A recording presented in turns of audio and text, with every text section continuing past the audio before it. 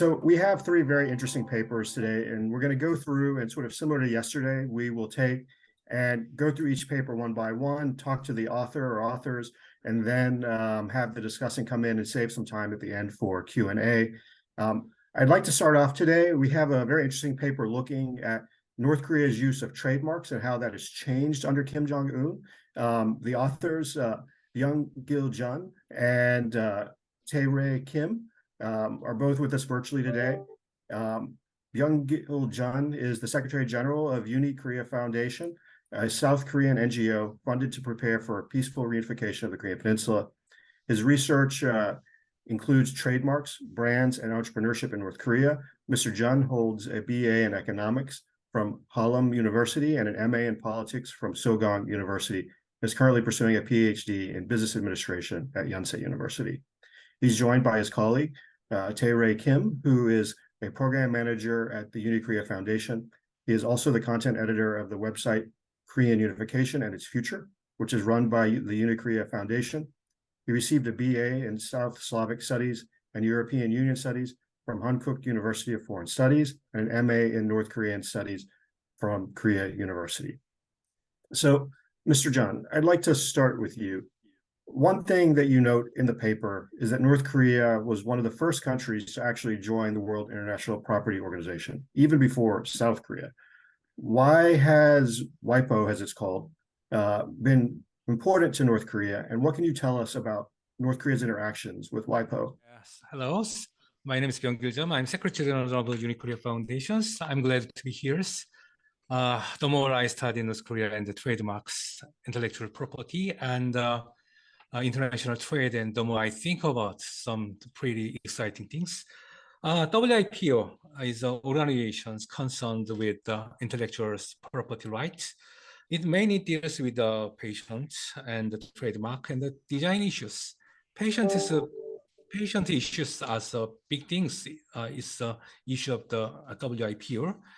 In these articles, we focused on the trademark issues. Before we talk about relations between the WPO and North Korea, so we wanted to point out the close connections between trade and trademarks. Trade and trademarks are very closely related.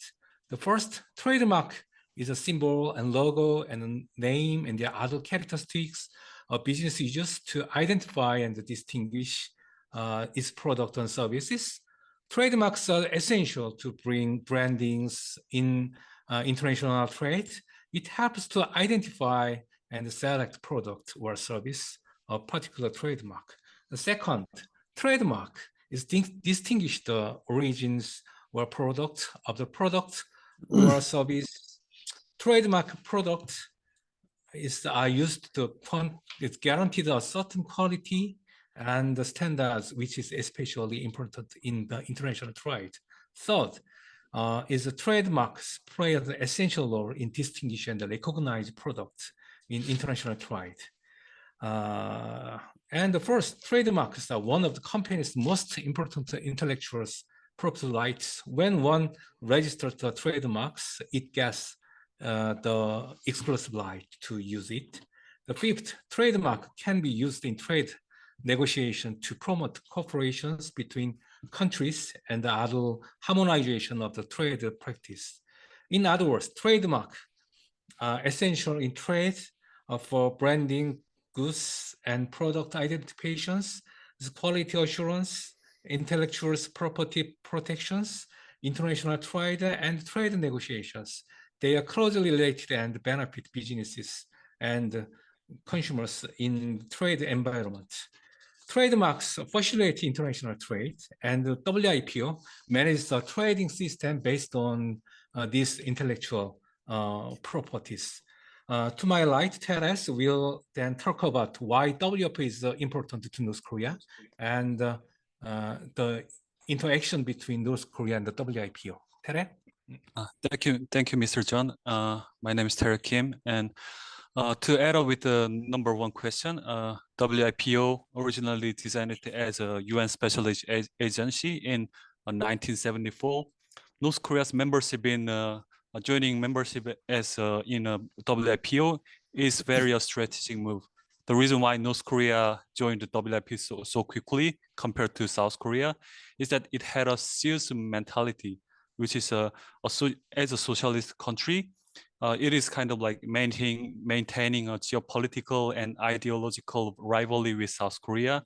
And actually, when it comes to the like most of the UN specialized agency that two Koreas joined in the history, South Korea was the first, like mostly the first to join those agencies that compared to like earlier than the North.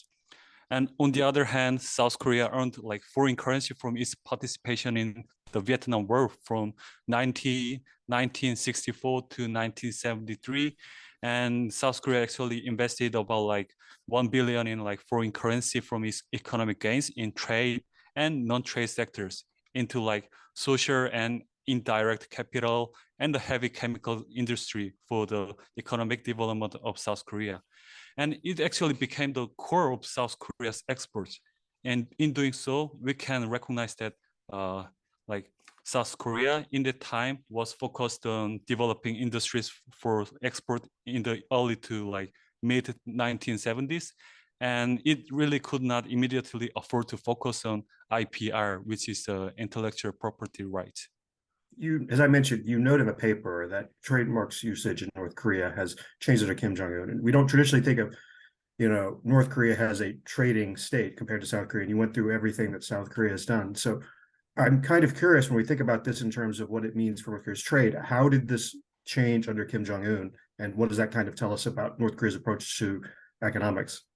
In Kim Jong-un era, Kim Jong-un actually had done like the most number of like WIPO trademarks registration in the history of North Korea, and it can be a meaning that Kim Jong-un compared to his father and his like grandfather, he was kind of like much more focusing on the like details of the brands and products and selling those in the global market, because it's the WIPO actually kind of guarantees the quality of or the branding of the North Korea's like company. So it's interesting you mentioned quality. One of the things I think to agree, you're right. When we think of a brand, say like Apple or Microsoft, there's a certain expectation of what you're going to get built into that. We look at that brand as something that, tells us about that company. And, even when you think of like fast food McDonald's, kind of what you're going to get at a McDonald's. So one of the things that, I think is interesting to talk about is that North Korea actually goes about trying to take and, I guess, demonstrate the quality of its products. So how does it, go about doing this? Well, even if the like products that North Korea produced are very good in quality, if it's not really in recognized in the global market, it cannot be like recognized forever. So that's why the registering trademarks brands of the North Korea is a kind of a trying to show that North Korea's brands are doing like production of good brands, like good products, and then like many like global markets can recognize that North Korea is doing something like that. Yeah. So add some more, and for the they want to improve their quality. They are some example two kind of some is a February 2nd product and the December 15th medal. The February 2nd product was created by Kim Il-sung in the 1981, and December 15th medals by Kim Jong-un in the 2015. This December 15th medal is a higher level concept than the February 2nd medal is a product. Each year, many North Korean companies and compete internally to obtain these two certifications, which are then registered as international trademarks through the WIPO. In addition, North Korea is interested in the international quality certifications such as ISO and HACCP and GMP. Especially in January 2020, the term the quality of the quantity principle is Korean name is 선질후량. the first it appeared in the North Korean media. Some foreigners who have interest in North Korea and could not understand the words written by Chinese characters become curious about these meanings. In fact, also in the most South Koreans do not understand the meanings of a word that idols. The quality of a quantities principle is means improve the quality of the product first before considering the quality of the product. The needs to improve the quality is urgent to North Korea, but we don't know if North Korean schools are not undergone the revolutionary improvements that North Korean media reports. After coronavirus breaks, we don't even know that, just the estimation that, yeah. So one of the things that I really liked about the paper is at the end, you have a table of all the North Korean trademarks listing, what the companies are, what type of business they're in and everything. So what can you tell us about the types of companies that are being registered for trademarks under Kim Jong-un? Yeah, there are so many types of companies in North Korea, but then it's people's in the socialism's responsibility as management system that only is a central registered and the companies to just register to there's is trademark in the international organization. It's such as WIPOs. And after the socialist responsibility the management systems, it opened the opportunity to the local based is a company just in the lower employee just is 500 to the 10,000 and 500 to 1,000. And after that, then the many as a local based is such as especially the Wonsan is in the shoes factory is located in the Wonsan in Dosgaon, and that company is tried to the registered and some WIPO, and they get already that permit that is registered in the at WIPO, and some it's divided the people and after the corporate socialist is a responsibility so management systems, and people that systems is only is centered registered and the companies as they get have some trademark registered in at WPO. After that systems and just in the local, it's lower than, smaller than is a centered group, centered center as a company is they are as a registered their trademark at the WIPO. It's changed. Yeah. I guess that then leads to the next question, which is kind of, we've talked some even, in the opening about how North Korea works and the role Kim Jong-un has. So what types of firms or how does North Korea allow a firm to register a trademark? Because it wouldn't seem like just any firm could go, to WIPO and take and register a trademark. As of April 2020, there are some 112 trademark applications that North Korea has filed at WTO. From the 1998 to the 2014, North Korea registered and 38 trademark in WPO as global brand database. And North Korea has registered the average of the 2.3 trademark per year. And from the 2015 to April 2023, after implementation of the social responsibility management systems, 73 trademark applications were registered with WIPO. This is an average of the 9 is per years, roughly 4 times. Average number of the registered from the 1998 to 2014, accounting for 30% of North Korea's total trademark filed with WIPO. The increase in the number of the trademark filed of the WIPO can be seen as a result. So with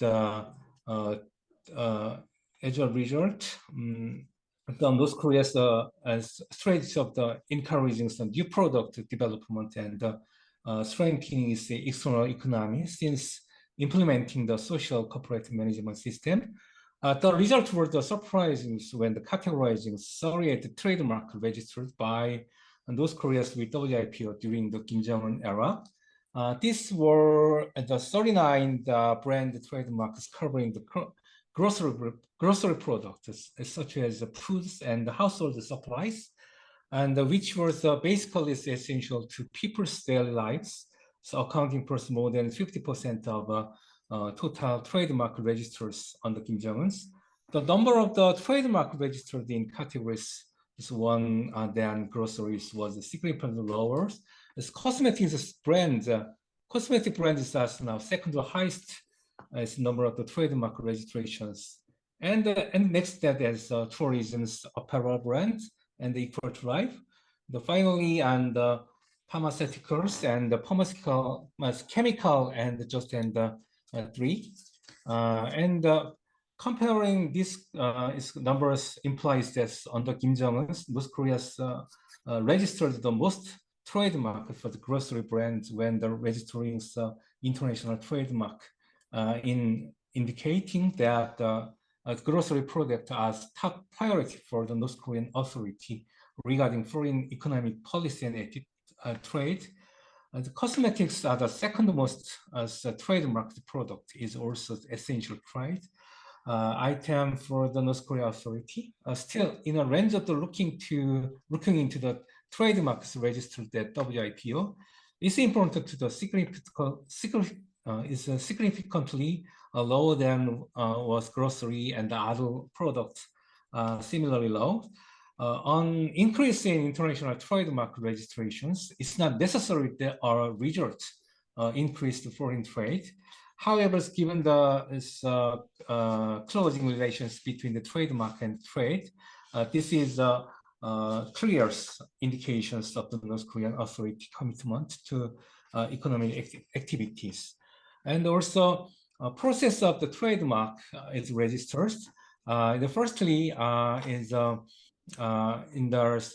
it's a company, it's a local company, center company, and they applied some representative of the local representative of the some about the registers. It's a 삼천리총회사. through 삼천리총회사, they have also and registered it's a brand, it's trademarks from the South Korean and North Korean companies, and some through that is a process and is WIPOs and the received there's a requirement and some also and registered the trademark. It's a process. Yeah. Thank you. So I have, before we turn to Bill Newcomb, our discussor for this, two questions I want to ask. I want to combine them together.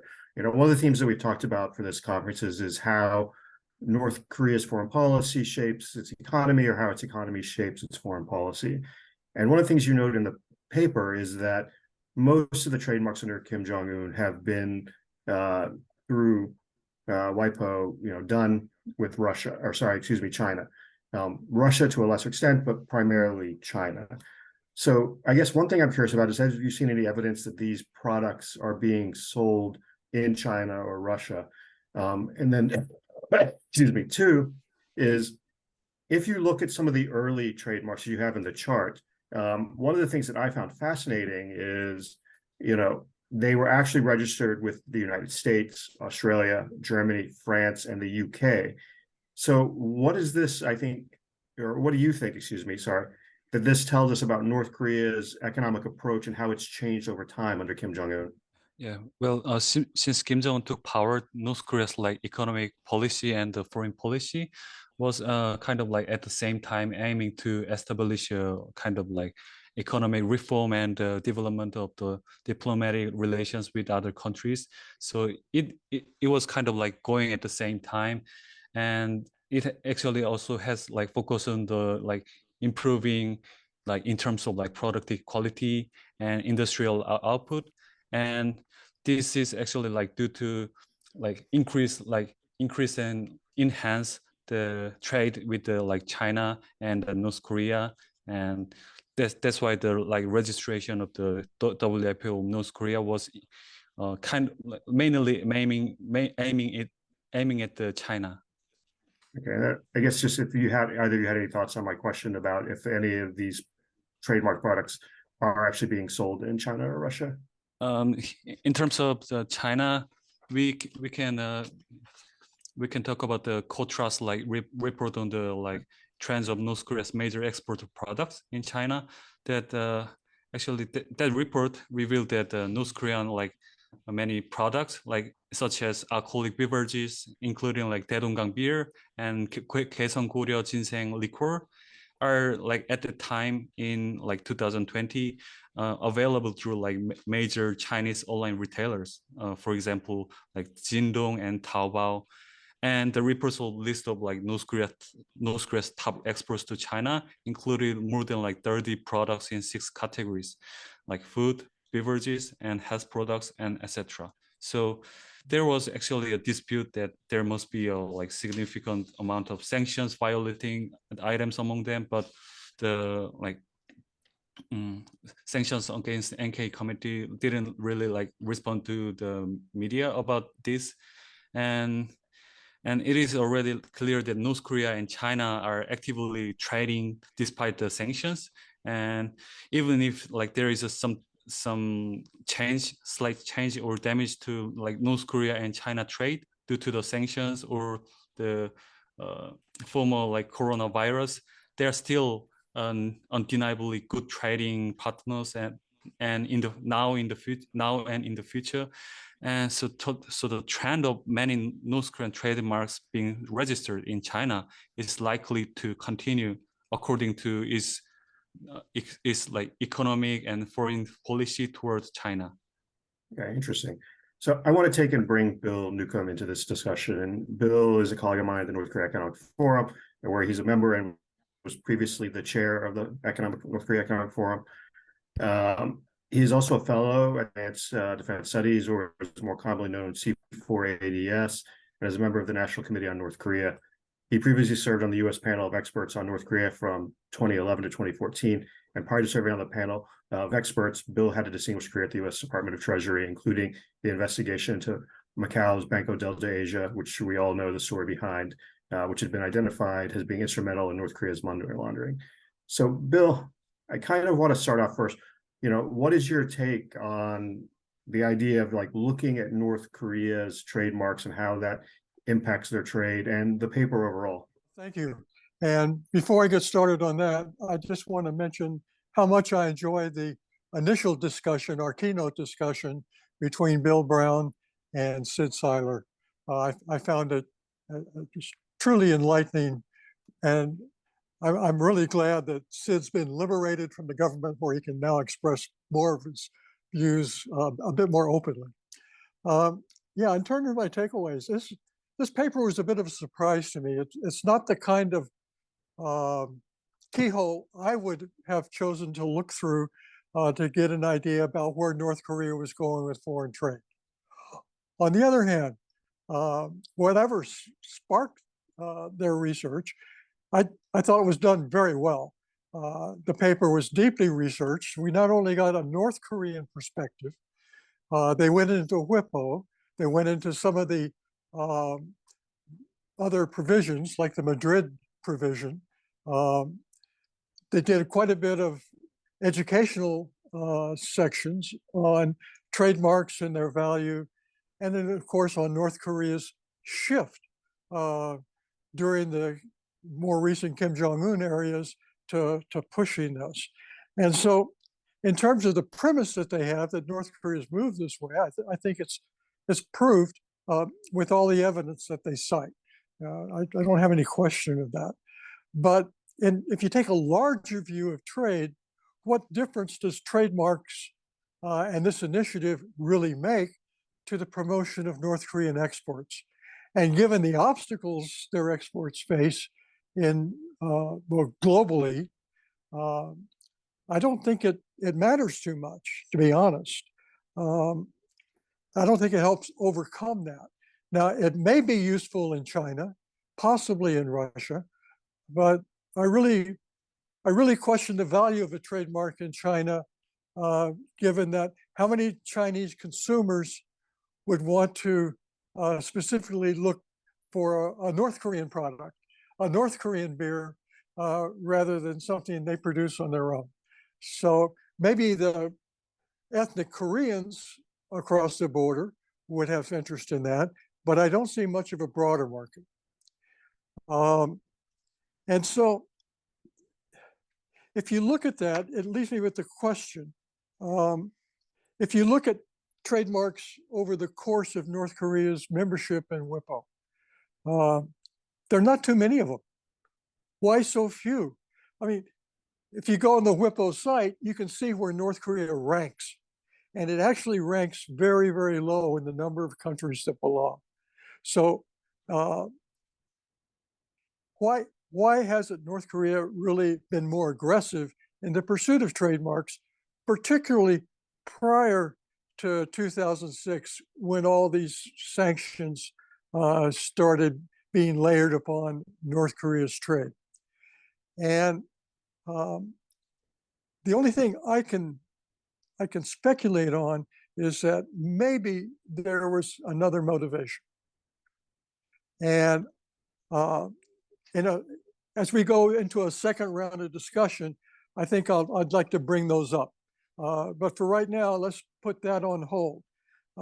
Reading through the paper, they discussed how Kim Jong-un has gone around pushing for more quality. And they use as a couple of examples his visit to the sports equipment factory, where he's calling for improvement there. Sports equipment, as far as I can tell, would not be covered by sanctions. At the same time, we don't find North Korea being very aggressive toward the Olympics as it could be, although it does from time to time try to advance its standings in international soccer. So maybe pushing this is one good idea. They follow that up by his visit to the Pyongyang pharmaceutical factory, where he's calling for modernization and regularization of production. What they don't mention is Pyongyang pharmaceutical factory is alleged with good evidence to be the main producer of methamphetamines, which North Korea has used to support its hard currency earnings. And then they talk about the socialist enterprise system and how that has sparked or introduced exemplary production innovation. Now, I find that to be more of an allegation taken out of the North Korean press than something to be proved. You know, I think that would really need to be supported. And perhaps looking at some of the products that North Korea has exported, someone could do a little qualitative assessment of what their standing is. But outside of that, the only other point that I would like to initially raise is when you get into the economy, foreign policy angle of things, which this is directed at. In 2018, a South Korean lawyer discussed how trademarks, since they were an exemption to the current US OFAC sanctions, how trademarks could be a useful vehicle for inter-Korean exchange and dialogue.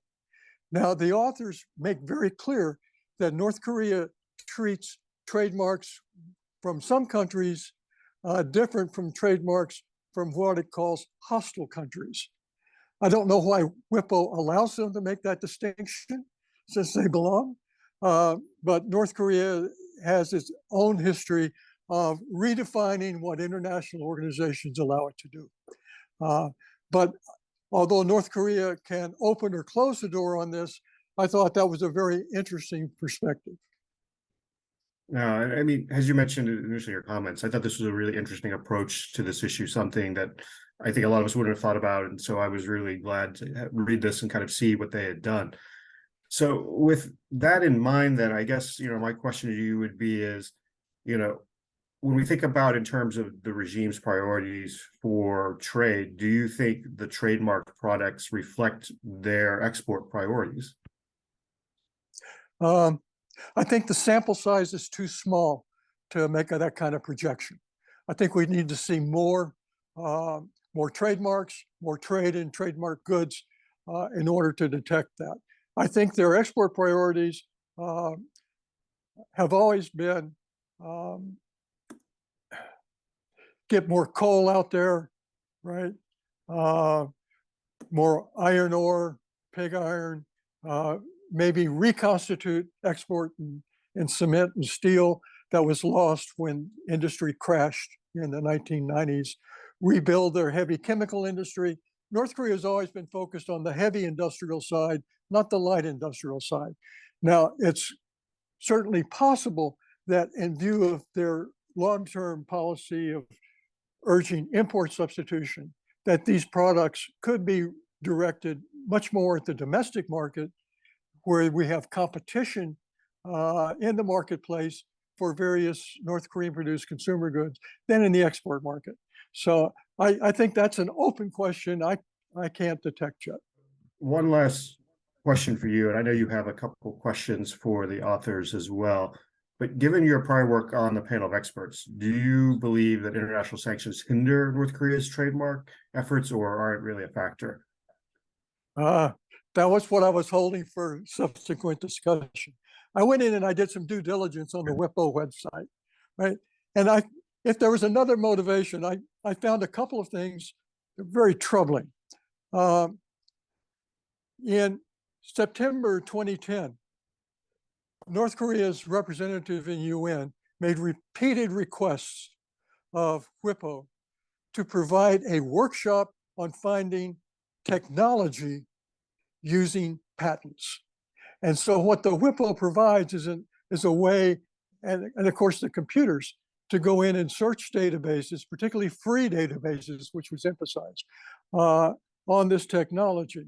And so WIPO did provide the workshop to 100 North Koreans over 3 days. So sanctions restrict the access and provision of a lot of different technologies to North Korea. So my question is, does this WIPO membership provide them an open door into accessing technologies that would otherwise be prohibited if they did so more directly? So that's one. A second troubling episode, October 2014, Munich, Germany, North Korean reps attended advanced training class in biotechnology. Along with, there were 16 participants, including Cuba, Palestine, and Lebanon. Now, given North Korea's pursuit of WMD, the biologic component of that is very rarely discussed.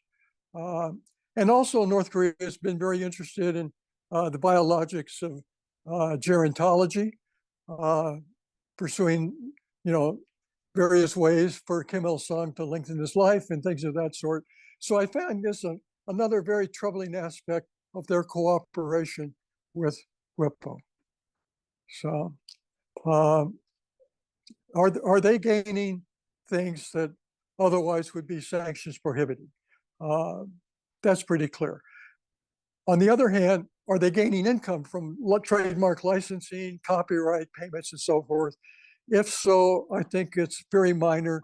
And under the new OFAC regulations, again, that's an exemption. I'm not sure why they made it an exemption, but it is an exemption. All right. So maybe, I don't know if Mr. Kim or Mr. John wants to take and weigh in on, specifically, I guess, your question about whether this is allowing North Korea to gain access to technology they would otherwise not be able to gain access to. Kind of important question, I think. Well, in 2006, there was a kind of rumor that the WPO provided kind of high-tech computers and software inside it to North Korea, and there was also a rumor of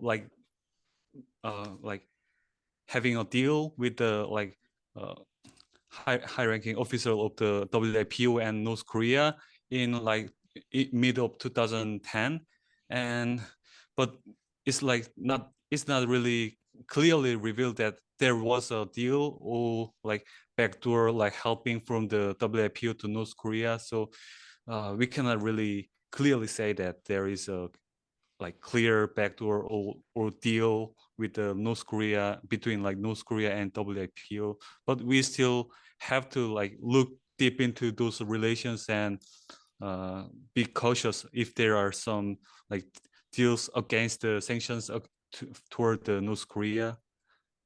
We cannot really like accept and approve it. Okay. All right. Well, thank you. I think this has been a really interesting discussion. I want to take now and move on to our second paper, which is by Dr. June Park, and it looks at basically North Korea's cyber efforts, specifically in relation to its steps of cryptocurrency and these types of activities. Dr. June Park is a South Korean political economist working on the geoeconomics of the digital economy. She's currently a fellow at the Middle East Council on Global Affairs, formerly the Brookings Doha Center. She also serves as an expert for global consulting firms such as Duco Experts and Enquire.ai, and has consulted for the South Korean government and Ernst & Young Japan on AI-related regulations in South Korea. Dr. Park earned her BA and MA from Korea University and received her PhD in political science with an international political economy from Boston University. So, June, excuse me, and I know you have some slides, but before we actually look at how North Korea uses cryptocurrency, I think this is an area to where a lot of people maybe have heard of crypto, but don't necessarily know a lot of the details. So I want to discuss, sort of this evolving field of finance first. Could you perhaps briefly explain for the audience what DeFi is, for example, how it works, and how cryptocurrency fits into that system? Thank you, Troy, for the kind introduction. And before I go on with the answers, I'd like to thank the GWIX folks and also the KDI school for arranging this. Last year, my work was not selected, and this year it was, so I'm very, very grateful. I think that in order to proceed with the questions that you prepared, I actually prepared slides. So maybe as you throw questions, I'll show a picture. Okay. I think that many of us know who are engaged in crypto trading or crypto investing. Many of us sort of look at crypto as is. But if you look at the broader spectrum of how it's in the system of finance, global finance, we do know that it's not really emphasized upon us that it's inherently different how this is structured within global finance. So traditionally, what we had in terms of the global financial architecture was a centralized system where central banks are sort of the leaders in formulating policies. They still are. But what I mean to emphasize here in terms of decentralized finance is peer-to-peer. So if you are in the interest, if you have an interest to anonymize your transactions and to facilitate those transactions without having centralized monitoring, then you would opt for DeFi. So cryptocurrency is essentially an element of DeFi in this sense, but it's not cryptocurrency per se that is all of DeFi. So say, for instance, what Troy and I are working on is CBDCs, so central bank digital currencies, within the spectrum of DeFi and CeFi together. Or stable coins per se. Stable coins are pegged to a commodity or an asset that has credible value. So there are different kinds of virtual digital currencies that we sort of don't really take into consideration in terms of definition. So I put this into context here. So the cryptocurrencies that we are talking about wholesale, if you look at the left side of the money flower, the taxonomy, you see that the wholesale and retail CBDC would be in the sort of the gray area where everything sort of is intertwined and overlaps. Cryptocurrencies, peer-to-peer nature, And non-central bank issued nature is what we are talking about here. And as we go further along in the paper, we learn that crypto mixing is also one of the critical drivers of enabling the industry so that you can obfuscate your trails. There are some examples of the money flower on the right side. So if you are interested in where what you've heard of or what you are engaged in terms of for instance, Bitcoins, if you own Bitcoins, they fall under the cryptocurrency, that area just beside the gray area. So what I want to emphasize is centralized finance and decentralized finance, they're different in the sense that you are not bound by a central authority in DeFi. And that's the critical difference that distinguishes cryptocurrencies from others. Now, I haven't emphasized too much in the paper the role of CBDCs and its expansion, but we can get into that discussion if needed. North Korea is currently not developing CBDCs, I don't assume at any point. Many countries around the world are developing CBDCs because they would like to have, central banks would like to maintain their independence, and also because there is a geopolitical element to this with the rise of the digital yuan. So I'll stop there for those questions, and then I mean, we could probably talk about CBDCs all day, and I think it'd be very surprising because a lot of the advantages, I think, of crypto and peer-to-peer for North Korea, if they went into a more formalized system, which CBDC would be, would start to disappear. So it's not necessarily in their advantage, especially when, you go back, they've been mining, I've seen reports at least since maybe 2016, some of these currencies. So it's a different approach for them. But, one of the things I want to touch on that you talk about in the paper is, we've clearly seen in recent years, North Korea's trade decline. Now, there are certain reasons for some of that, sanctions being one of them, the pandemic in North Korea, tightly regulating its borders. But in essence, one of the things that you point out and talk about is that, this is a way for North Korea to supplement its revenue from declining trade with cryptocurrency theft. So what can you tell us about how much they've stolen and how they've been able to tap into this new source of revenue? So this is one of the figures from the paper. And I would just like to emphasize, related to the question that you just asked, tapping onto the new source of revenue may have been a little bit of a journey for them, because with the Banco Delta Asia incident back in the 2000s and having been sanctioned in the aftermath of Banco Delta, I think North Korea really tried to find other sources of revenue that would be easy for them to acquire and to process and to continue with their programs. The thing about export figures, and some of the reviewers also pointed this out when I was in the process of revision, whether the export figures can be completely taken over or replaced by crypto theft, the amount of cryptocurrency thefts, that's not guaranteed, given that there would be some volatilities in the crypto market as well. But it surely does give them another source of revenue. And I think that through trying to rear cyber forces, they call them cyber warriors, trying to elevate the caliber of cyber hacking, they were able to discover this new area of revenue. And here, so this is the latest, this is from the midterm report. They cite Chainalysis in this report at the Security Council panel of experts for Security Council Resolution 2680. But here, what I'd like to emphasize is a lot of the cybersecurity firms have different figures regarding the amount stolen or amount cashed.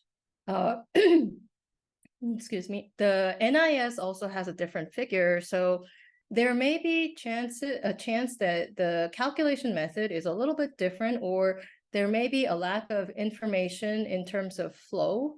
So when we observe North Korea's increased amount of crypto theft, we would need to compare these figures very wisely. It seems to me that the panel of experts reports, they rely heavily on Chainalysis reports. And I think they are credible, and they're quite, this is right up their alley. So we could say that, the total amount stolen, 2022 alone, 1.7 billion. But it's hard to say how this would grow in the next few years, given the current measures that are coming into play. So in the paper, I discuss Tornado Cash and Sinbad, which used to be Blender.io. It's hard to say how the regulations would evolve, but one thing is clear, that crypto mixing has come under the radar for sanctions. So in the next few years, we'll have to see how the regulations unfold and whether caching mechanisms become more diverse for North Korea or not. And right now, crypto mixing is definitely one of the venues where North Korea can obfuscate its trails for crypto theft. Yeah, I mean, I think, clearly Treasury is trying to go after the mixing, and it's one of the key things, I think, in terms of, dealing with this issue.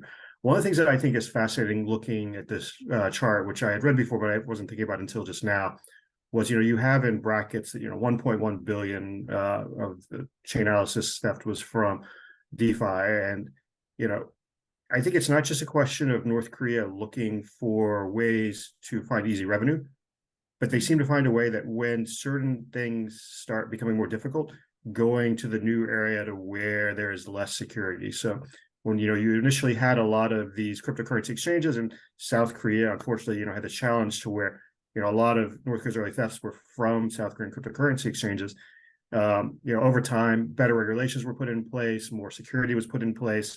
But so what happens as, DeFi becomes a larger part of this ecosystem, there's not a lot of regulations, there's not a lot of security. And so the North Koreans simply go to the next open door. And I think, this is one of the fascinating things about this process too. I agree wholeheartedly. And the qualms I have in sort of, going through some of the figures that either Chainalysis or some other cybersecurity firm or even the NIS in their briefings in Korea, when they lay out their figures, I am, although they may be, top secret in the NIS standard, maybe it would be top secret information.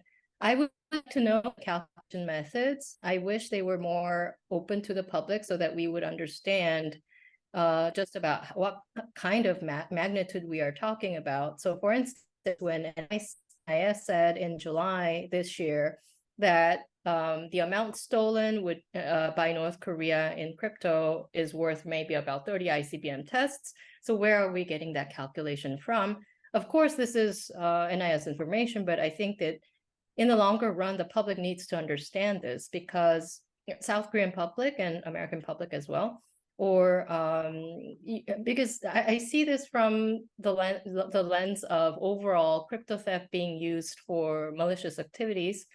When I was observing the Israel-Hamas war here, there were some reports out by Wall Street Journal about Hamas having access to crypto wallets and mobilizing funds there. And then Chainalysis refuted that by, well, not refuted, but tried to explain that only about 21,000 US$ would have been those total amounts. So those kinds of things sort of complicate the public from understanding exactly what kind of magnitude we are talking about. And I think that one of the reasons why I chose to write the paper is because back in the day during the pandemic, when I first started researching on this topic, not many people were interested in learning about the details of malicious activities in cyberspace because they thought the amount was very minimal. And just a while ago, earlier in the day, when I was watching the keynote conference, one of the speakers also said that this may not be a secure source of revenue for North Korea. But we don't know that, because in the longer run, we need to know how the regulatory environment and how accessibility to those crypto exchanges would work for North Korea in the longer term. So we need to keep observing that. It doesn't mean that just because it doesn't serve as a secure revenue source for North Korea at the moment, it wouldn't become one in the future. So one of the reasons why I thought I should write this was to make it clear that there are these functions by crypto mixers. The difficulties of regulation is always there. And that's what observers of North Korea and in the broader sanctions community should, pay attention to. Yeah, I mean, just as I pointed, I was, at that keynote conference today. And, well, one of the things I talked about, and you raise this point with the 30 ICBM tests, is we need a better understanding of what North Korea's cost structure looks like, because what it costs to build an ICBM in the United States or Russia or China, or even if South Korea were to build one, is not going to be the same cost structure that North Koreans face. In some ways, the North Korean cost structure is likely less. So it might be more ICBMs. But in terms of being a revenue source, when you think about this, one, I see no desire from politicians to outright ban cryptocurrency, except, I guess technically China has, but the Chinese still have companies doing this outside, China now, and they all tend to end up right next to US military installations, which is fascinating, but that's a separate story. But so if this isn't going to go away, the question really becomes how big it is, what type of regulation is in place, and what type of security is in place, and then North Korea's ability to take and access that. And I think that will shift over time as some things become more secure and it's more difficult for North Koreans to get in, but then eventually they'll find a way in. So, I think this is something that is probably going to be there long term. Some years maybe it's more, some years maybe it's less, but I don't think it's going to go away. I agree. So one thing, and we kind of, I guess, got off a little bit on a chat here, but, in terms of the revenue streams, how much does this compare to what they were generating previously from trade? You've shown us sort of the trade statistics earlier. You've shown us now some of the revenues from crypto. Just can you briefly maybe tell us sort of how the two compare in terms of Figures? is this, yeah. Well, so over time, I think as you see from here, so in terms of billions, you don't really see. From 2018 and onwards, you have we have the pandemic too, as you mentioned, the pandemic, the sanctions, but we can't just blame the pandemic for export decline, although we have seen that for the other developed part of the world where exports declined considerably, and then there was also the trade war too. So we can't really just point to the pandemic and also the overall global economic landscape to say that, that's one of the reasons. Yeah, that's the main reason why North Korea stopped short of exports. I think that if you're thinking in comparison, perhaps the total amount stolen, if we assume that it's 2.2 billion last year alone. Was it 2.2 billion last year? Did it say? 1.7. 1.7. Okay. And then 2.3. So gradually 2. Okay. It's still, you would say that it's minimal if it's compared to other sources of revenue, because if you see the previous records here, you could assume that it's only a fraction, it's only a partial amount of the export figures that we are looking at. And that's probably why reviewer one tried to point this out, But what I'm saying is the exponential increase by North Korea in terms of cryptocurrency theft, it's threefold. So I think that it would grow into the coming years. It's very likely it would grow because of some of the things that that I point out in terms of challenges of regulation, and also what you've said about outlawing crypto once and for all is not something that's likely to happen in many of the financial centers around the globe. So we won't see that happening. And there is no global crypto regulation per se. Every jurisdiction has a different approach regarding how to regulate crypto. So my hunch is that it would continue to grow and it would become one of the major sources of revenue. So we cannot just brush it under the rug and say, oh, this is not something crucial. So I'd be curious your thoughts. You talk about this some in the paper. And maybe this is more about the challenges for regulation, but where do you see crypto regulation maybe going? So in the US, so I'm a little bit, personally, I'm a little bit baffled to witness this. I'm not sure where this is going. And I laid out those the lawsuit cases, SEC versus Ripple, or even on Tornado Cash, I was paying attention to how users were responding to sanctions measures, ordinary users, claiming their legal rights to utilize their investments and their methods of investment. The key concern that I have here is it will become more and more difficult to regulate if there is such public dissent on placing those measures. And in terms of where the regulations will go, I have a sense that in the US, CBDCs may not be realized in terms of, digital currencies issued by the central bank. Although the BIS, Bank for International Settlements, has established the innovation hub with New York Fed, and we know about Project Hamilton with the MIT Digital Currency Lab and also Boston Fed. I don't really see the US moving very, very quickly toward developing and issuing its very own digital dollar. And instead, I see that players such as PayPal or Ripple trying to get the public's sort of trust and usage through spreading widely the use of stable coins.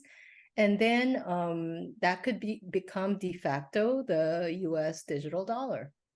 So in this sense, perhaps the regulatory mechanisms, they may need such players to be active in the crypto realm, the market, and therefore, and users will continue to argue for their rights, and therefore it may become more tricky to sanction some of the. Of course, with evidence you could, but it may become a very difficult endeavor to regulate some certain crypto mixers, certain crypto exchanges, or crypto companies, in the sense that you cannot do this across the board, because during I think in previous financial sanctions mechanisms, it was very clear that SWIFT was the main venue to exercise it, but I'm not sure how it could be in this kind of a platform, because all the crypto regulatory mechanisms are diverse. And even though the US Treasury would work with other entities within the US government to regulate, it always has some kind of a dissent from the users. So I want to bring in just a second Michael Barnhart into this conversation, but before I do, I want to ask you, if North Korea is able to generate a significant portion of revenue from cryptocurrency theft, which it seems they've shown a capacity to at least potentially be able to do, how do you think this impacts the regime's approach to both foreign policy and international trade? As I said, would hinge upon the crypto regulatory environment.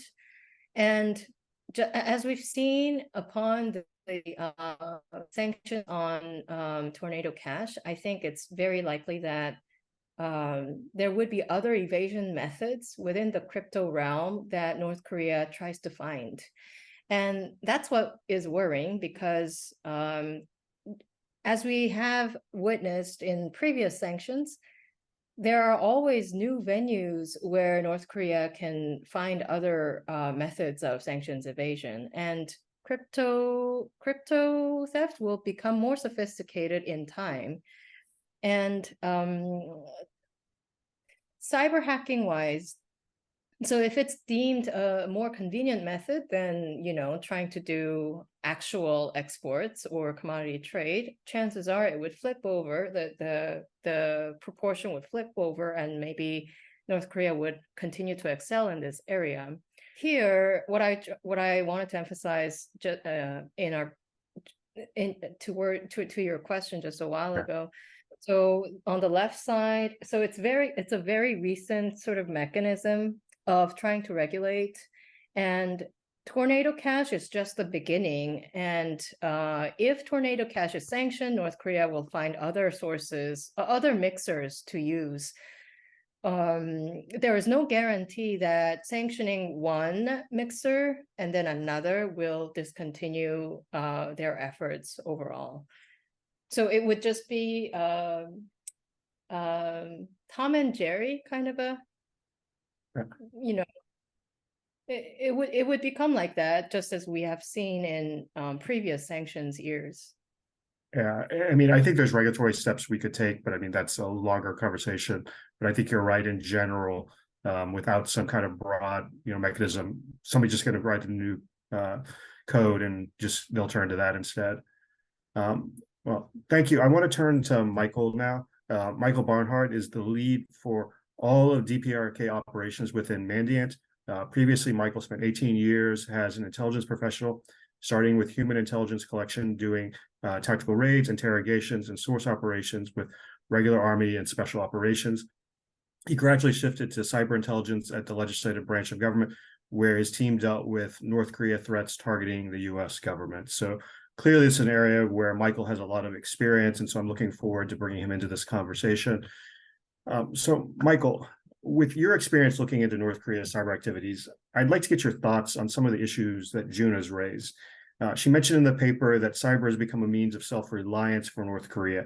Have you seen any indications that this may be the case? Yeah, first off, June, hats off. Wonderful product. I know that one of the things that Troy asked me was to critique or give feedback, and it's really hard to, because this product is kind of exactly what we need for what we've got going on right now. And I think right now, both in the cyber realm and in the crypto Web3 blockchain realm, its awareness is key.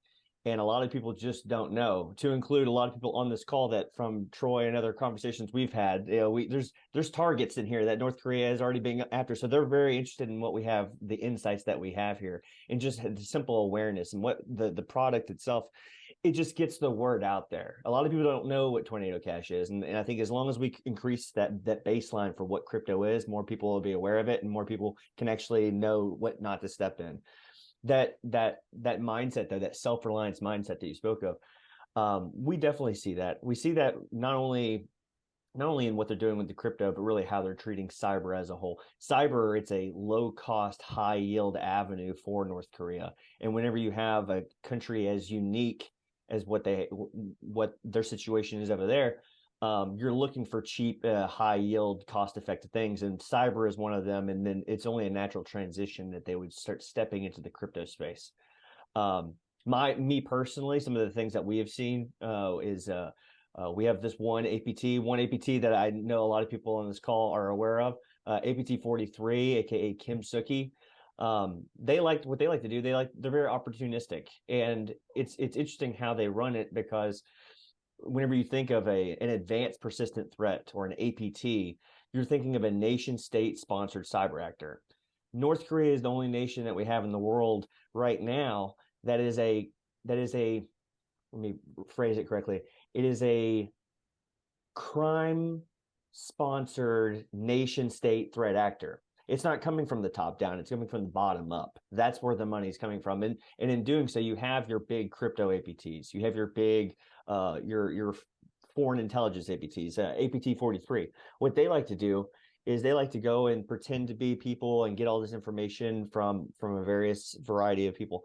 But again, they're getting no funding. So you'll see them do crypto attacks. They'll go and if they've hacked someone's computer and see that they have seed phrases and their passwords and everything for their crypto wallets all on that computer, they'll take them and they'll steal the money.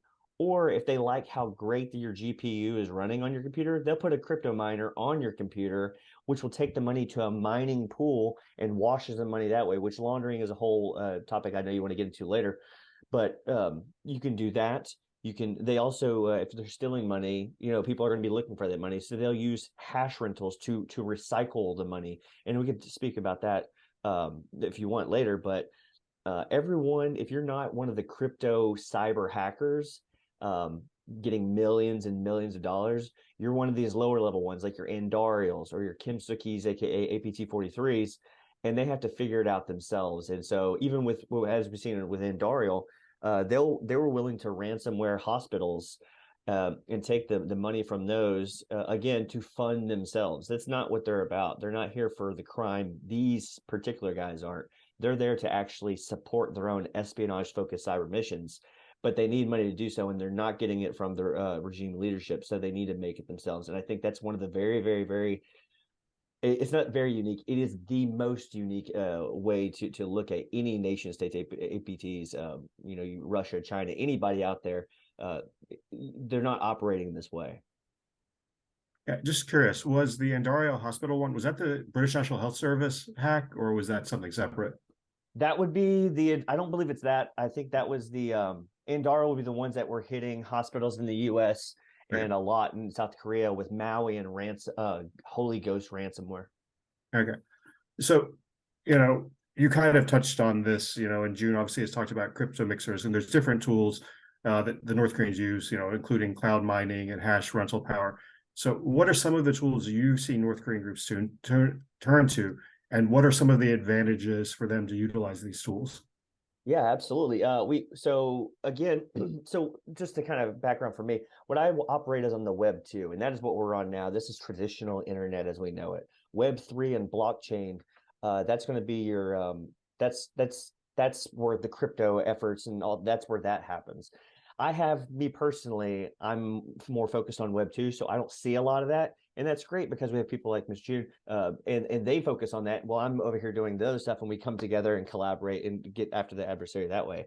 What I see on Web 2 is a lot different. The tools that we're going to be using there, again, like we said with APT 43, they may install a XM rig. It's a crypto miner that essentially uses the mining power of your computer, and it sends it back to a mining pool. Once the funds are in the mining pool, you can pull them out, but then the mining pool in and of itself is washing the funds. So no actual laundering needs to be happening there.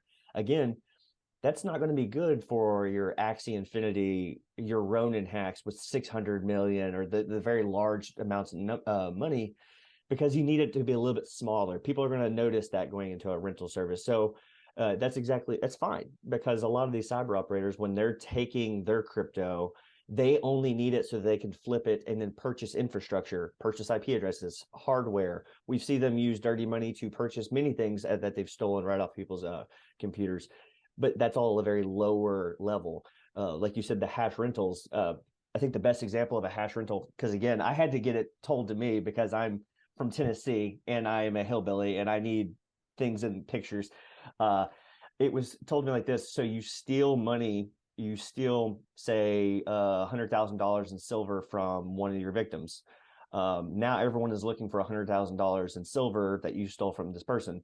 What North Korea will do, specifically APT 43 Kim Suki, they will take it to a hash rental service, a variety of them out there. And these services will be like, hey, if you pay me, we can swap your coins We can do mining for you. Basically, you can rent the hash power from our services. They don't ask questions. They don't check IDs.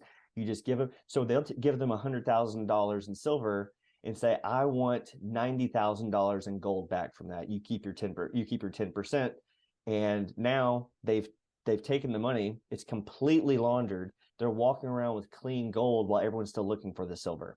So that's just one technique that we're seeing with some of these lower level guys. Again, for the higher level ones, like she spoke to earlier, like those are going to be your Apple juice. Those are going to be your trader, your heavy guys.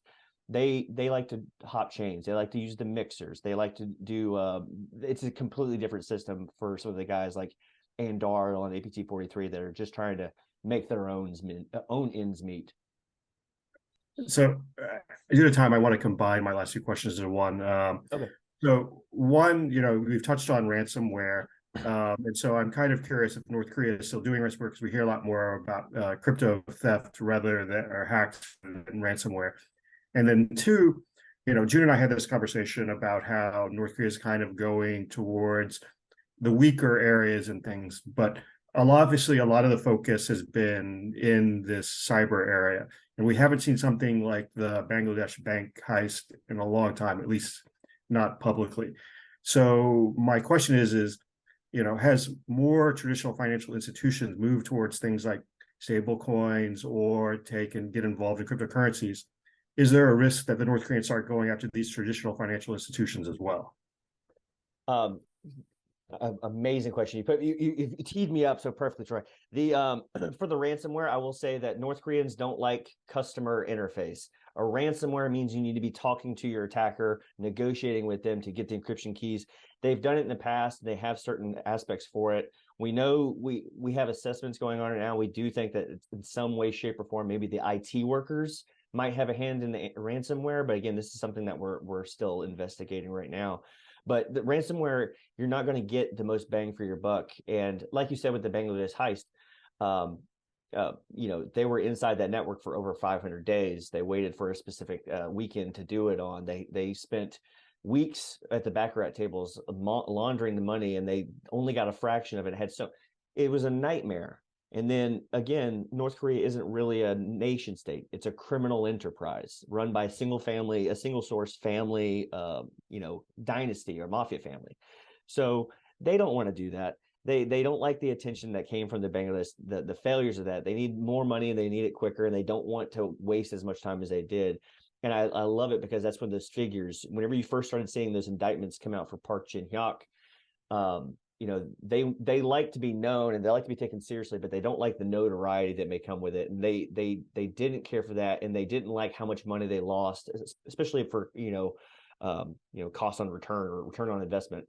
So that whole, if it was the 90s, they would be counterfeiting Furbies, and we'd see them back. Crypto's just what works right now. It's just the thing that gives, and I think it's very interesting because one of the things that we've been talking with clients, banks, commercial entities, anyone dealing with money, they're looking for that APT 38. APT 38 are the people that did the Sony hack. APT 38 is the one that did the Bangladesh hack. That was your A squad. Those were your best of the best for North Korea on that one. They're not really around anymore.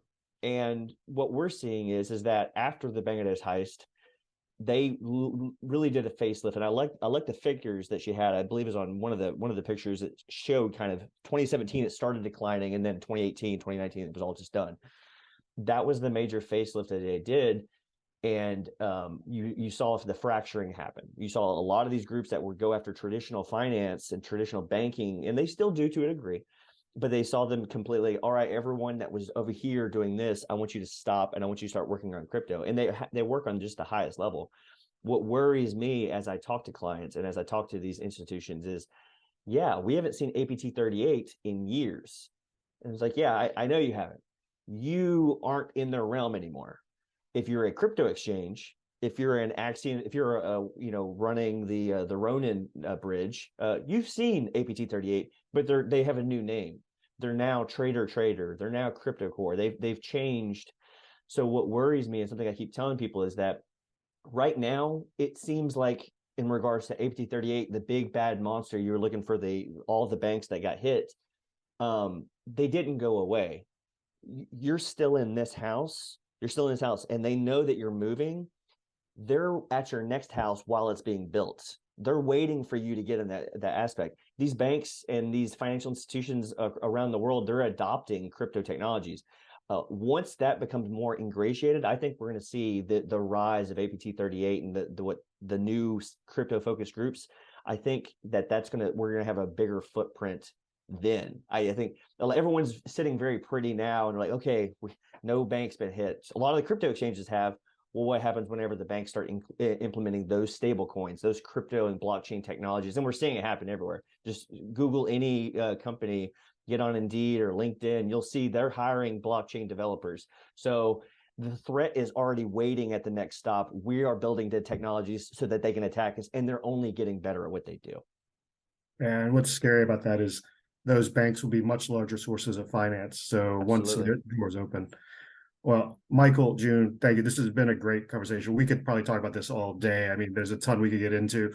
I appreciate you taking the time, but I want to turn to our last paper now, which is on North Korea's ability and access to semiconductors. And it's by my colleague, Tom Ramage. He's an economic policy analyst at KI, where he provides research and analysis relating to U.S.-Korea trade issues. Prior to joining KI, Tom served as an analyst at Thomson Reuters Special Services, as well as policy research fellow at the Reischauer Center for East Asian Studies at Johns Hopkins University. Tom has an MA focusing on international economics and China studies from Johns Hopkins SAIS, and he received his BA from Hobart College. So Tom, thanks for joining us. In your paper, you focus on North Korea and the semiconductor industry. I think it probably comes as a surprise to some people, but North Korea has taken steps to develop its own semiconductor industry. What can you tell us about the origins of North Korea's semiconductor industry and its capabilities? Yeah, so first off, I'd like to thank GWIX for allowing me to present today. This has been a huge undertaking for me to learn about not just the semiconductor industry in North Korea, but their economic policy and their electronics industry as a whole. So looking at North Korea's semiconductor industry, this really all started during the pandemic.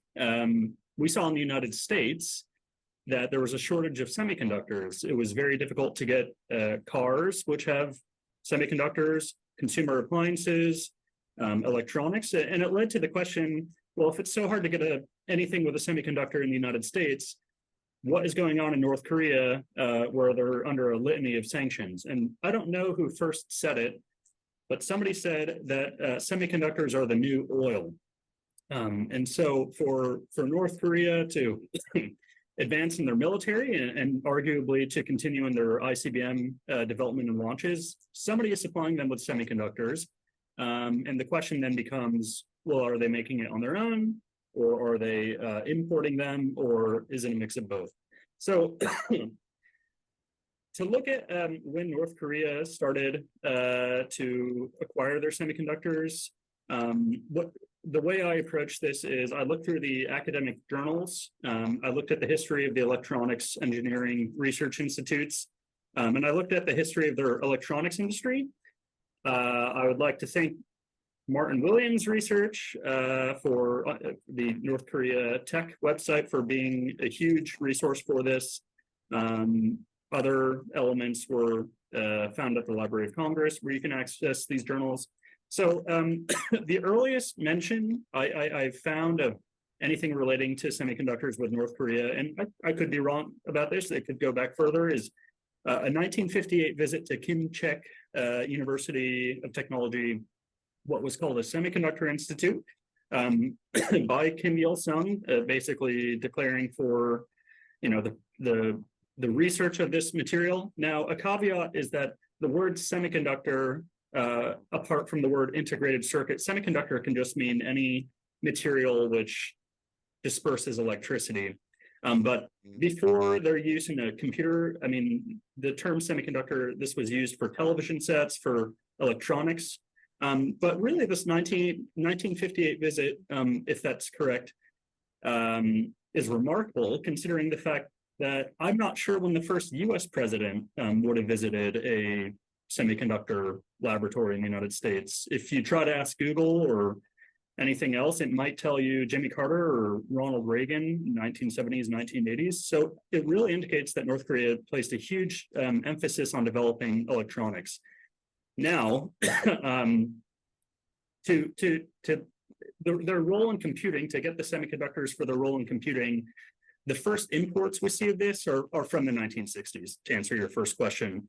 There are intelligence estimates from that time, US intelligence estimates, that out to navigate around COCOM controls, the first import of materials relating to building semiconductors was, and I'm just making sure this is correct, 1969 from Japan. And the US intelligence community at the time thought that I think it was masking materials that they used to import, it was enough to create up to 10,000 integrated circuits a week.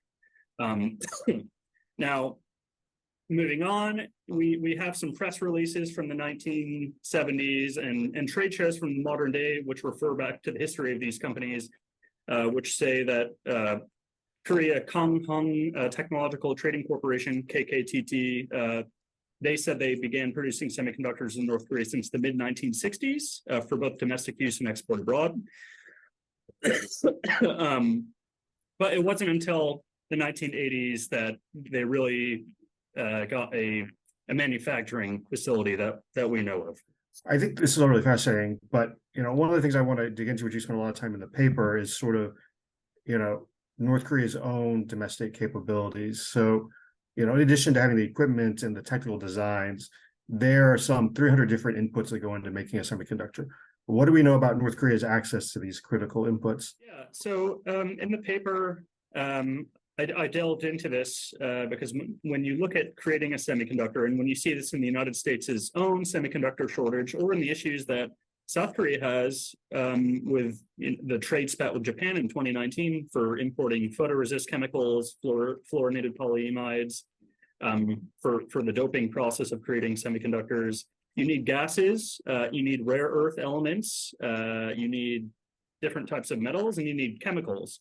So the two sections of the paper really was, one, how are they acquiring them if they're importing them? And for the lone fabrication facility that they do have at the Pyongyang 111 factory, what are they able to produce this on their own? So for chemicals, just to start off, so there's the Ponghwa Chemical Factory, there's the Namhung Youth Chemical Complex, there's the Hungnam Fertilizer Complex, and we know that there are these oil refineries on the border with China, which apparently are not under operation currently.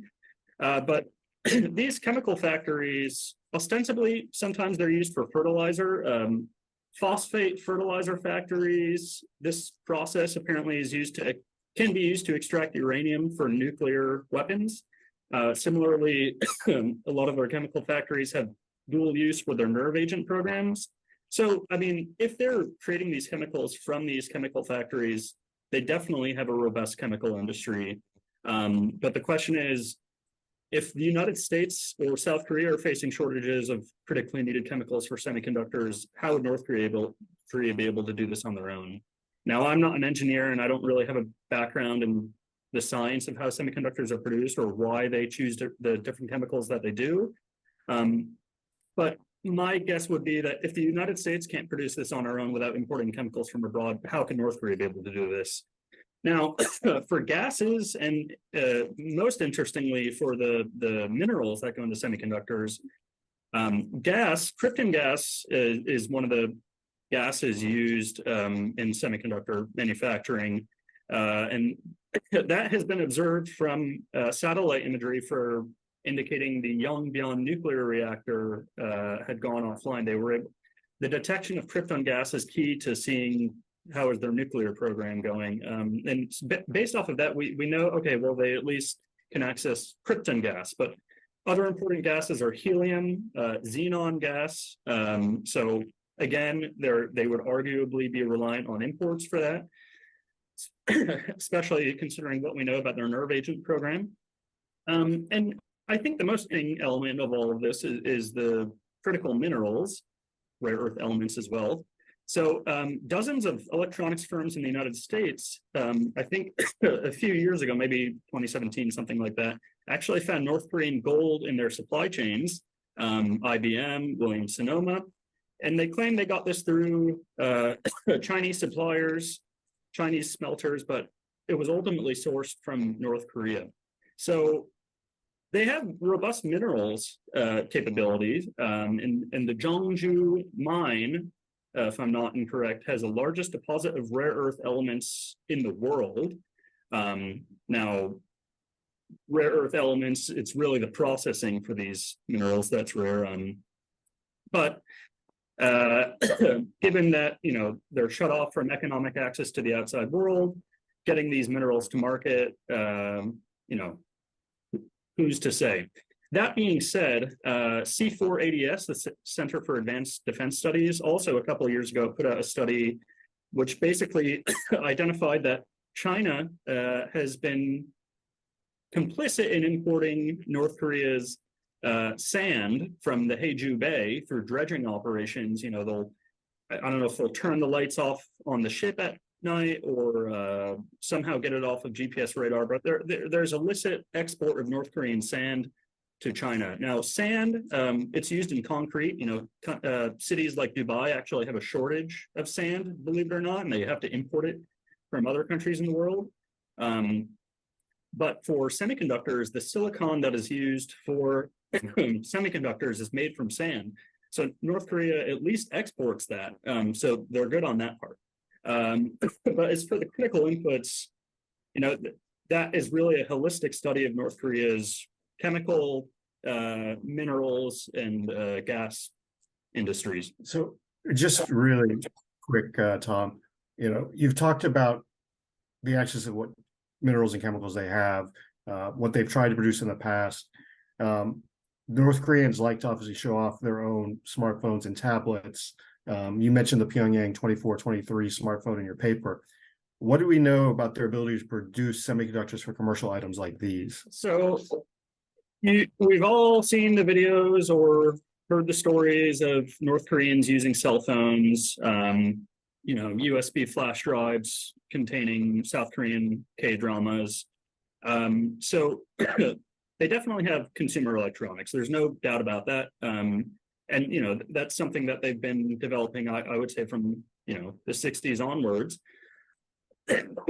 For me, there's a huge separation between the advanced semiconductors that the U.S. restricted for export to China, for example, for the reasons that for their role in ICBM development and for AI. So you know, the reason that the United States placed export controls on semiconductors, advanced sub 14 nanometer transistor with semiconductors from going to China in the first place, is because if you have these advanced semiconductors, you can model nuclear detonations. They can also be used in artificial intelligence. So, you know, we know that they're importing semiconductors from other countries. There are reports of the Pyongyang 2423 smartphone, this North Korea branded smartphone. When it was taken apart, it used a Toshiba memory card and MediaTek hardware from Taiwan. In other instances of break-aparts showing foreign electronics, the companies whose electronics were involved claimed they had no knowledge of it. I would probably think that's true. Similarly, a lot of the North Korean consumer electronics are actually just Chinese electronics produced in China stamped with North Korean branding. The bigger question is the supercomputer that, and I just want to make sure I'm correct about this. Dury Lee wrote a great paper at the Naval Postgraduate School in 2017, which basically shows North Korea has a supercomputer that was used, created using imported high-level computer parts, and was the money to produce it, and this is with Unit 121, was from Kim Jong-un's personal stash of money, I guess. So separation between consumer electronics, semiconductors, and advanced semiconductors. Now for the ICBM launches, according to the people that I have spoken to about this, which includes Kit Panda, as well as an Apple engineer, and I'm sure many others here probably know how this works. Apparently, the semiconductors or integrated circuits that would be used in an ICBM launch are not as advanced as the ones that you would use in the modeling for nuclear detonations. And it's possible that the lone semiconductor manufacturing facility that North Korea has had since the 80s, the Pyongyang 111 factory, the semiconductors from there could be enough to be used in their ICBM launches. But I would doubt it. I'd be real interested to know what information is out there based on the break-aparts of these ICBMs. Now, you look at a country like Russia, for example, which is under massive sanctions right now due to the invasion of Ukraine. The drone take-aparts of Russian down drones show that they actually used US semiconductors, despite the fact that there's these comprehensive sanctions on Russia. They acquired it through third country transfers. In this case, Russia got drones from Iran using American semiconductors. So semiconductors are so small that if you needed an advanced one just for a couple ICBMs, you could use a diplomatic pouch, you could use smuggling, you could use the overseas technology collection methods that we know North Korea to use. Yeah, sorry, that was a lot, but essentially consumer electronics, semiconductors definitely come from China. ICBM launches, possible, maybe it comes from the lone semiconductor manufacturing facility, but I doubt it based on the research that I've read through. No, I think that's an important question, is to find out what they actually have in these ICBMs. So before I bring Paul Triolo in, and I want to do that here in just a second, so if you could be very brief on this, and you've sort of touched on some of it, could you give us a feel for how sanctions sort of inhibit North Korea's ability to gain access to semiconductors and semiconductor technology? Yeah, so that was one of the most interesting parts of researching for this, is figuring out what sanctions apply to what with North Korea, and the fact that they basically trip over themselves. I'll point out Maiko Takeuchi, her research was very useful for this. So prior, or at least prior to the UN sanctions that I put in the paper, we had COCOM, which was the coordinating committee on for communist countries, COCOM controls, from the 1950s onwards, prohibiting the export of technology and weapons to communist countries. So this was anything with UN resolutions are instituted domestically through US law, through House resolutions, through executive orders. In 1977, we had the International Emergency Economic Powers Act. You have ITAR, the International Traffic in Arms Regulation. 1996, you have the Export Administration Regulations. I mean, OFAC, you could go on and on and on, the amount of sanctions that the DPRK is under, which prohibits not just technology, but also, in some cases, technical training. Teaching computer science classes, I mean, that's technically covered by sanctions. But nonetheless, they're not entirely effective. I mean, things still slip through the cracks. I really enjoyed the presentation on WIPO, because in 2016, WIPO actually came under fire because people alleged that they violated the United Nations' own sanctions on North Korea because they were exporting computer equipment to North Korea. Now, the United Nations Security Council investigation determined that because it was germane to helping them with intellectual property rights development, that it wasn't considered a violation. But I say this to say that the sanctions trip over themselves and things still get through. That being said, it acts more as a deterrent. I mean, will you ever fully be able to eliminate the export of advanced US semiconductors to China? Well, you'll be able to stop these massive orders. I mean, just the other day, $5 billion worth of NVIDIA orders are now thrown into limbo under the BIS export controls. So you'll stop the bulk orders for sure from going to foreign entities of concern, but there will always be smugglers, is what I think. Yeah. I agree. So as I said, I want to bring Paul into this conversation. And just as a reminder, if there's any questions from the audience, please use the Q&A function in Zoom. But Paul Triolo is a senior vice president for China and technology policy lead at the Albright Stonebridge Group, where he's also an associate partner. He advises clients in technology, financial services, and other sectors as they navigate the complex political and regulatory matters in US, China, and European Union, India, and around the world. Previously, Mr. Triolo spent more than 25 years in senior positions in the US government, analyzing China's rise in technology power and advising senior policymakers on a broad set of technology-related issues. And just as an anecdote, I feel like he's the person I see most often quoted on a lot of these semiconductor issues. So we're really glad to have Paul here today with us. So, Paul, the paper draws out two avenues for North Korea's access to semiconductors. The first is its ability to produce them on its own. The second is through China or others' assistance. Based on your understanding of the industry, what does this tell you about North Korea's access to semiconductors? Thanks, Troy, and great question, and really enjoyed the paper. I thought Tom did a great job of pulling together, what is obviously very fragmentary information on, North Korea's indigenous capabilities. So I thought Tom also addressed some of these other issues fairly well just now. So I think, the actual capability to manufacture semiconductors, that's a really tricky issue. And, we mustn't discount North Korea's capability, given that they've been able to, put together all the pieces of a nuclear weapon, which are complicated enough on their own. But semiconductors are sort of another level of difficulty. I mean, really one of the most complicated things that humans do collectively. And they involve all of these different pieces, some of which Tom has mentioned here. Really critical things like pure process gases and lots of other tools, for example. I mean, that to me, one of the interesting things that I still don't quite have a handle on, even after reading Tom's great paper, is, the tools for making these things, these semiconductors, are only available from a small number of sources. So it's probably too much to believe that North Korea could develop its own tools to make semiconductors on its own.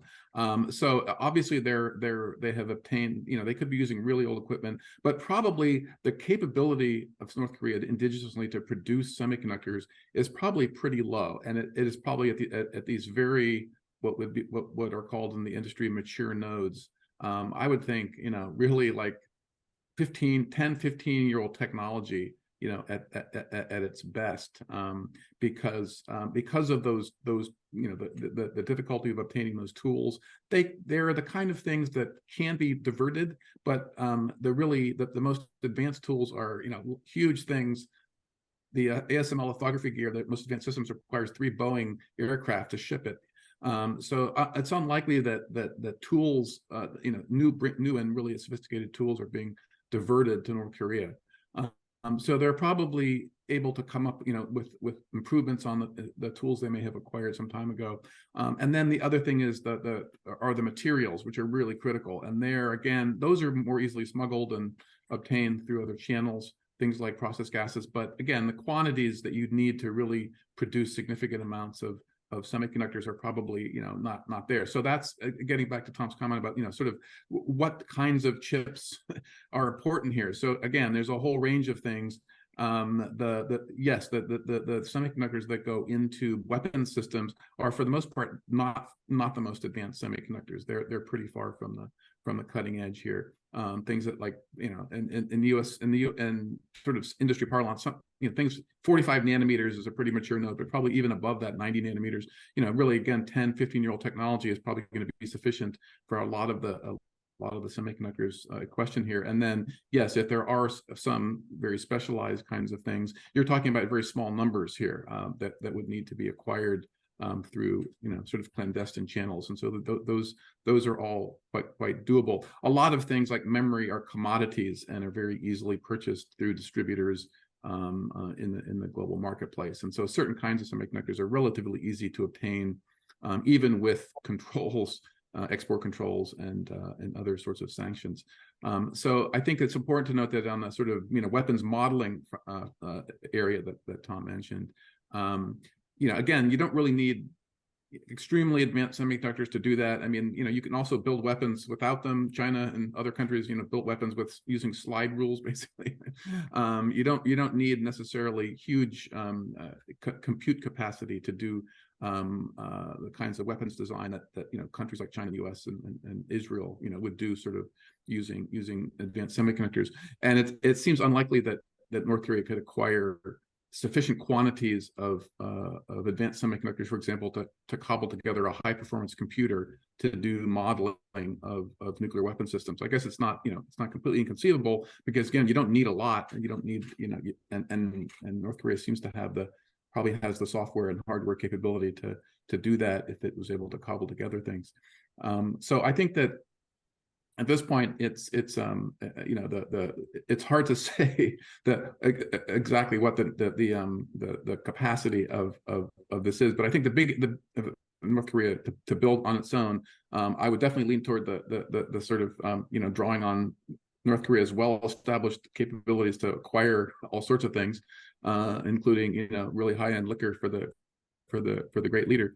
But I think the world is changing a little bit, and I think we can talk a little bit more about what China's role here, because I think China is obviously very critical in all this, both in terms of potentially enabling access to semiconductors, and then more recently, some of the U.S. controls have improved China's domestic capability to produce tools. So I think China is still going to be a key player, in both sort of helping North Korea potentially to improve its domestic capability, but also serve as a potential supplier, or Chinese companies cutouts to acquire some of the stuff that North Korea needs that might be a little higher end. Yeah, one thing that struck me about your comments, and even sort of Tom, when he raised the question of what's in the breakdown of the North Korean missiles, is that if you go back to the beginning of the Cold War, any semiconductors in early US or Soviet missiles weren't going to be that advanced either. So on some level, there's something they can do with even, older semiconductors. But, sort of bring, China into this discussion, and, something else I was going to ask you, and this is where we're out of time, I want to try and combine them. Tom clearly laid out that some of the things you need to produce semiconductors, North Korea has. And now, obviously, China has a role in this, either being in providing other materials, or perhaps just being a source of, finished semiconductors themselves. So I guess in that context, how do you maybe briefly assess sort of the raw capabilities in terms of minerals and other things North Korea has? And then two, I remember reading a story, I think this was a New York Times article, talking about how for a lot of Russia's recent missile production, basically you could smuggle the semiconductors they needed in backpacks across the border and things. So whether that's accurate or not, we'll set aside for the moment. But I mean, in terms of, you mentioned smuggling. So how much of this is maybe even to where we need to really impress on China that not only should they be cutting off legal access to semiconductors, but they should be trying to make sure that these aren't smuggled in North Korea as well?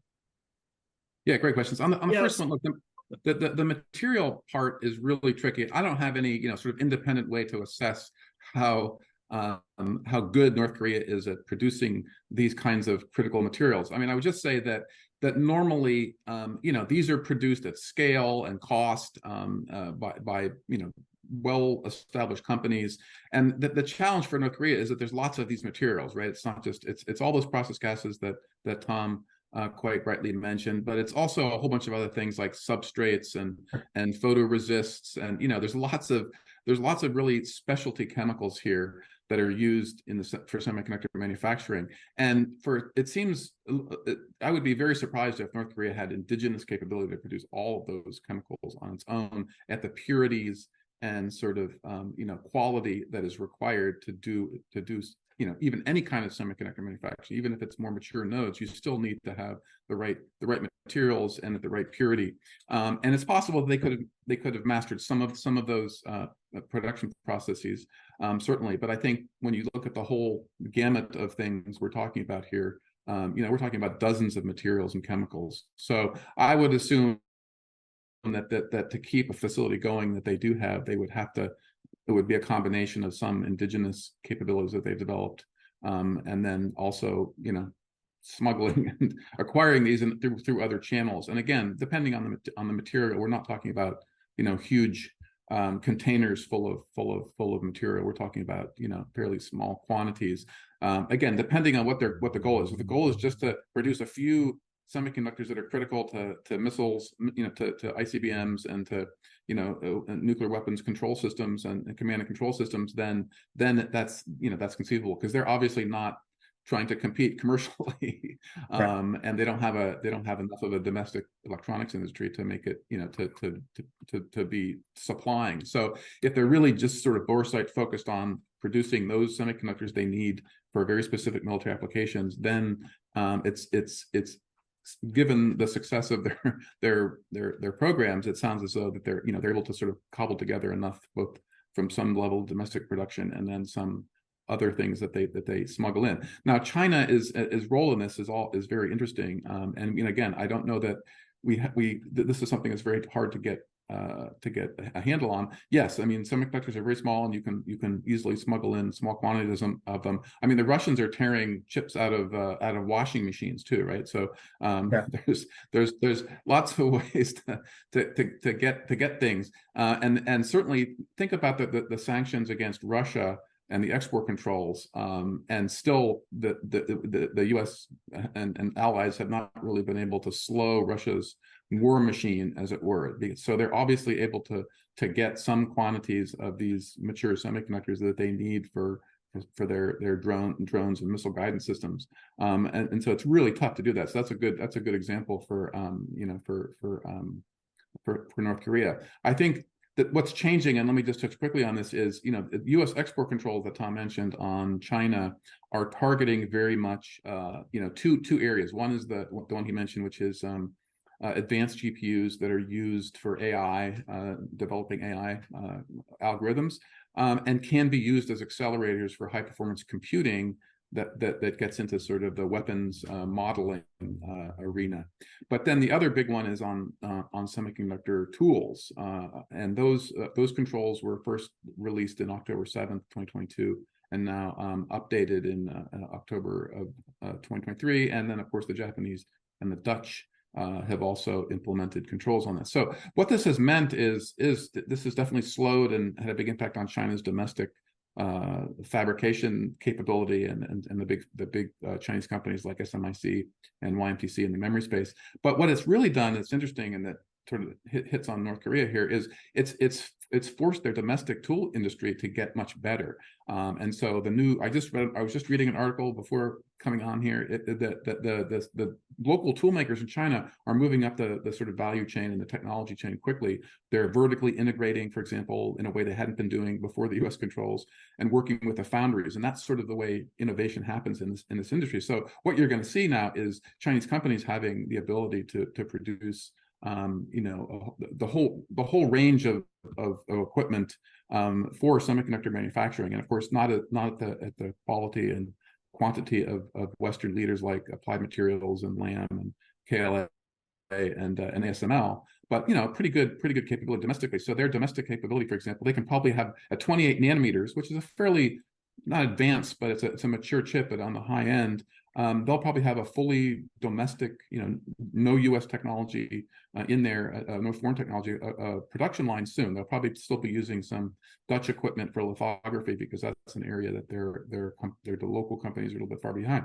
But within the next 1 to 2 years, they will have you know, fully indigenous capabilities at 28 and probably 14 nanometers pretty soon, even potentially down to 10 in the out years. That's all free of U.S. technology, or largely free of U.S. technology. And so that becomes an issue then.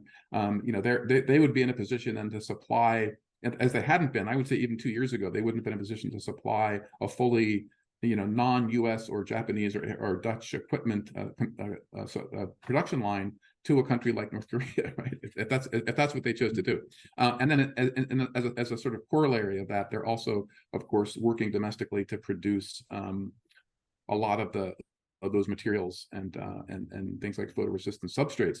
Those are a lot of those for the higher end stuff is still, you know, made in Japan and other countries, Taiwan.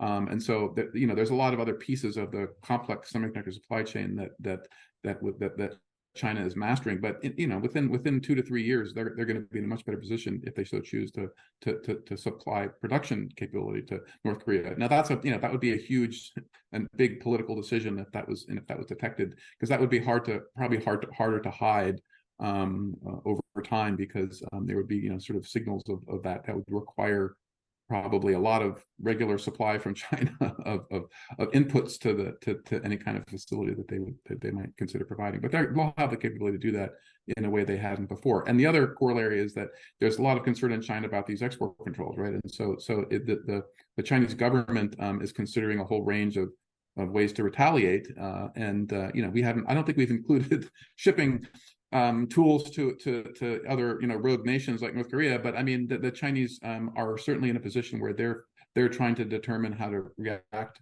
carefully to U.S. export controls by restricting exports of critical minerals and other things. But down the road, I think as the U.S. tightens these controls, China's response could extend to other areas. So it's the landscape is quite a bit different than say when North Korea first started, in the 60s or 70s, trying to think about manufacturing. China at that point had no domestic capability to do any of this. But now, within a few years, even now they have quite a robust capability to provide the whole range of equipment that's needed to manufacture mature semiconductors. That's another important element when you think about it. It's, as you know, changing very rapidly. Well, Tom, Paul, thank you. And I thank everyone for your patience. We've gone a little bit over. This has been a great discussion. I'd like to thank all of our paper authors and discussants. I think we had some really good conversations today. All the authors will be going through and revising their papers based on today's discussion, some other comments. But once these are published, I would encourage everybody to read them. It's 3 very interesting papers and 3 important topics. And with that, I'd like to turn things over to Jan Ho for some closing remarks. Again, this is our first time to use this conversational format. And I was actually initially a little bit worried about, whether it will be successful, but obviously it went very well thanks to your commitment and expertise. And I'd also like to thank all the speakers and discussants for their excellent presentations and comments. And also thank Sean, James, and Lucia for putting this together, our GWIC's excellent team. And with that, let me conclude today's session and also this year's North Korea Economic Forum Annual Conference. Thank you very much.